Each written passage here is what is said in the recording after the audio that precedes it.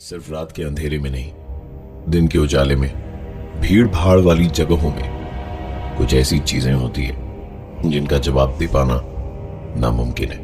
लोगों की माने तो साउथ इंडिया का एक एयरपोर्ट हॉन्टेड है।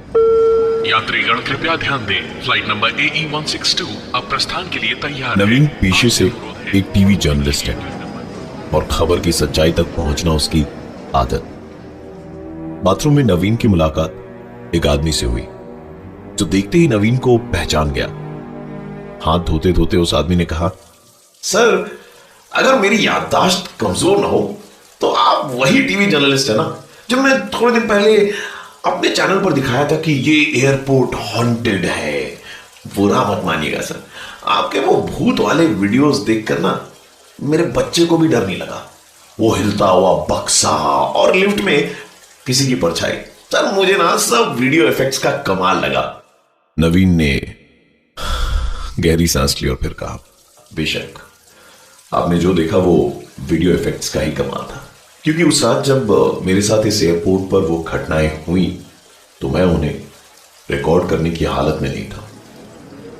नवीन हाथ धोकर वेटिंग लाउंज में जाकर बैठा ही था कि भाई साहब उनके बगल में जा बैठे और बोले, सर अगर आपके पास वक्त हो तो जरा हमें भी बताइए कि आपने देखा क्या था। वैसे भी हमारी और आपकी एक ही फ्लाइट है, अभी 1.5 घंटे बाकी है हमारे ख्याल से। अपनी को पैसेंजर की बातें सुन नवीन ने उसे बताना शुरू किया। मैं उस दिन बाथरूम में था जब मैं वॉश बेसिन में अपने हाथ धो रहा था। मैंने एक आवाज सुनी कि टॉयलेट के अंदर से फ्लश की आवाज थी।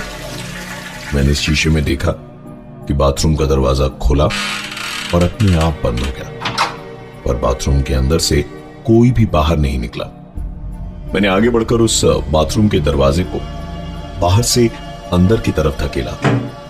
दरवाजा पूरा खुला और मैंने देखा कि अंदर कोई नहीं था। उसी वक्त किसी ने दरवाजे को अंदर से बाहर की तरफ धक्का दिया।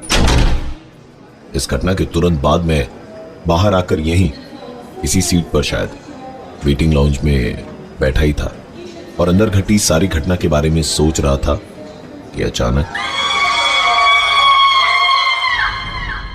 एक लड़की चीखती चिल्लाती हुई मेरे सामने से गुजरी।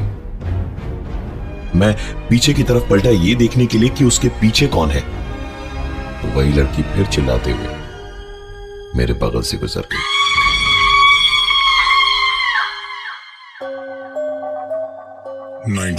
.5 रेड FM पे एक कहानी ऐसी भी प्रवीण के साथ।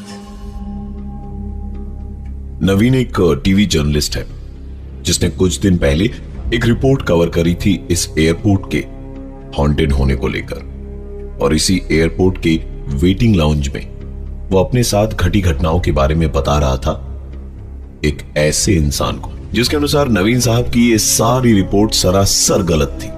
नवीन ने आगे बताना शुरू किया। बाथरूम से बाहर निकलकर मैं अपनी सीट पर बैठा ही था कि एक लड़की मेरे बगल से चीखती हुई निकली। मैंने पलट कर देखा तो वही लड़की चीखती हुई मेरे बगल से दोबारा गुजरी।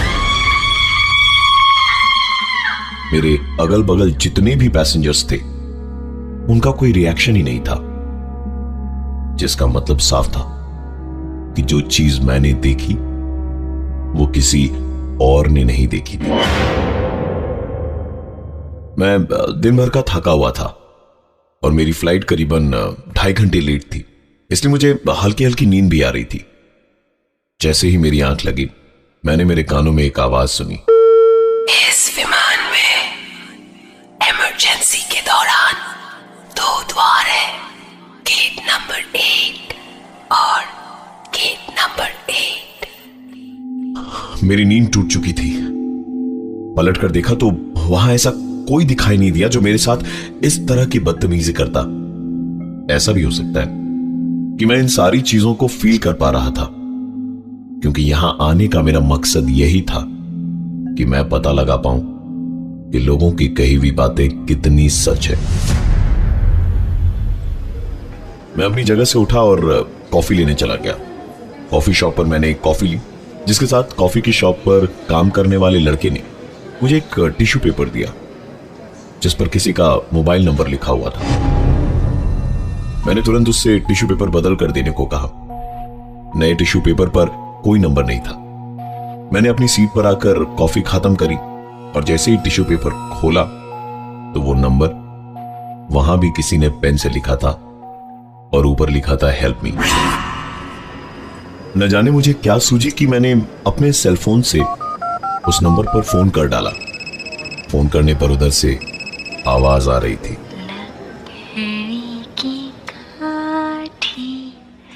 ये आवाज मैं अपने फोन पर तो सुन पा रहा था, पर ऐसा लग रहा था जैसे फोन कहीं अगल बगल ही बज रहा हो, क्योंकि फोन को कान से हटाने पर भी आवाज मैं साफ साफ सुन पा रहा था।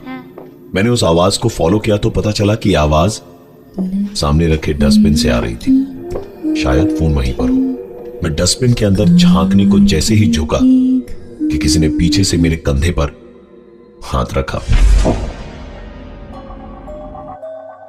93.5 रेड एफएम पे एक कहानी ऐसी भी, प्रवीण के साथ। नवीन, जो पेशे से टीवी जर्नलिस्ट है, वो एयरपोर्ट के वेटिंग लाउंज में बैठकर अपने एक को पैसेंजर को उसके साथ इस एयरपोर्ट पर घटी घटनाओं के बारे में बता रहा था।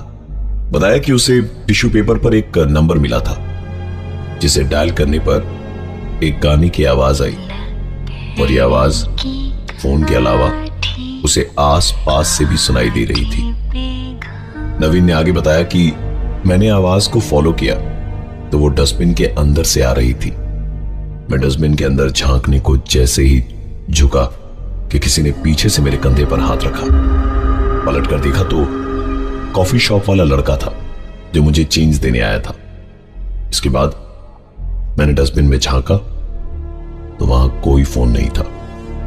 मैंने दोबारा उसी नंबर पर कॉल किया तो आवाज आई, The number you're trying to reach is currently switched off. Phone disconnect करके मैं अपनी सीट पर जाकर बैठा ही था कि मेरा फोन बज उठा। ये रिंगटोन तो मेरे पास था ही नहीं, तो ये मेरे फोन पर कैसे बजा?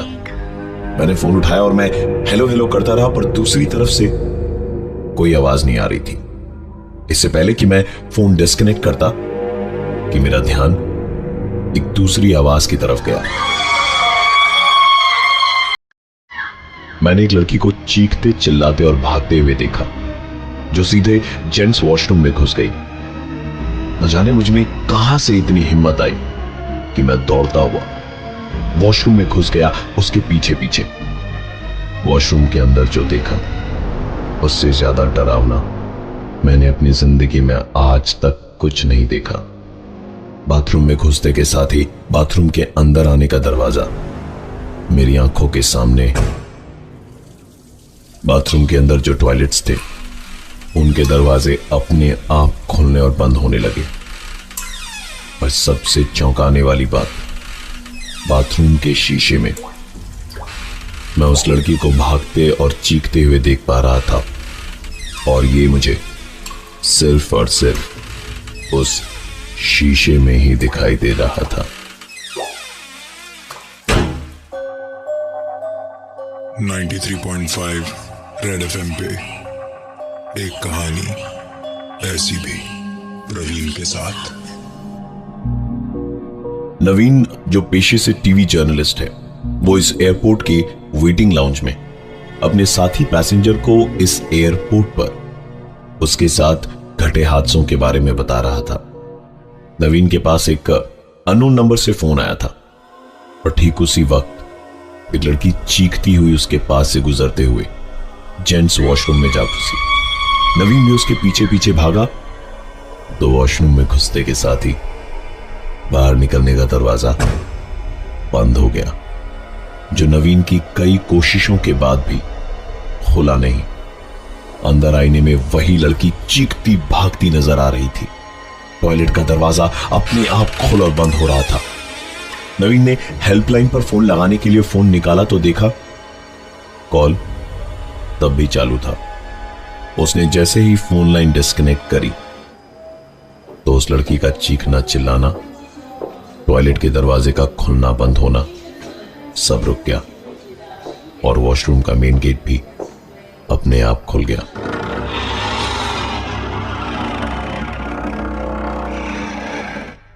नवीन ने बताया कि मैं वहां से भागकर जब आया तो मेरी सांस में सांस आई, अपने अगल बगल इतने सारे लोगों को देखकर, कि तभी उस भीड़ भाड़ वाले माहौल में मेरे कान में एक आवाज आई।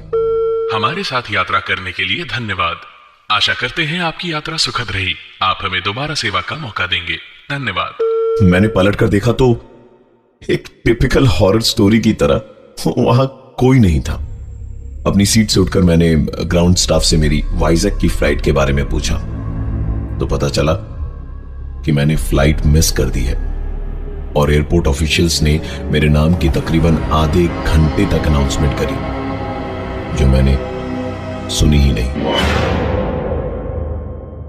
नवीन की सारी बातें सुनने के बाद उसके को पैसेंजर ने कहा, सर आपकी कहानी में दम है, पिक्चर बनाइए, हिट हो जाएगी, पर वो बाथरूम वाला सीन ना थोड़ा टू मच था सर। इस नवीन ने कहा, टू मच तो था ही, क्योंकि उसी कारण तो मेरी फ्लाइट भी मिस हुई थी। नवीन और वो को पैसेंजर बात कर ही रहे थे कि अनाउंसमेंट हुई। Passengers traveling from flight number 681 are requested to board the flight from gate number 8. उसने कहा, चलिए नवीन साहब, हमारी फ्लाइट का टाइम हो गया है। तो नवीन ने कहा, हमारी नहीं, सिर्फ आपकी, मुझे तो अभी वॉशरूम जाना है। उसने कहा, जाइए जाइए, अपने भूतों से मिलकर आइए, हाँ, शायद वो आपका इंतजार कर रहे हैं, मैं आपसे फ्लाइट में मिलता हूं। इतना कहकर वो 2 कदम ही आगे बढ़ा था और पलट कर देखा तो नवीन वहां था ही नहीं। दरअसल उस एयरपोर्ट के हॉन्टेड होने की खबर को कवर करने के 1 वीक बाद नवीन की अचानक ही मौत हो गई। उस एयरपोर्ट से ट्रैवल कर चुके कई और पैसेंजर्स का कहना है कि उन्होंने नवीन नाम के एक जर्नलिस्ट को उस एयरपोर्ट पर देखा है और उससे बातें भी करी है। मैं हूं प्रवीण और ये थी आज की एक कहानी ऐसी भी। शायद नवीन अब आपका इंतजार कर रहा है।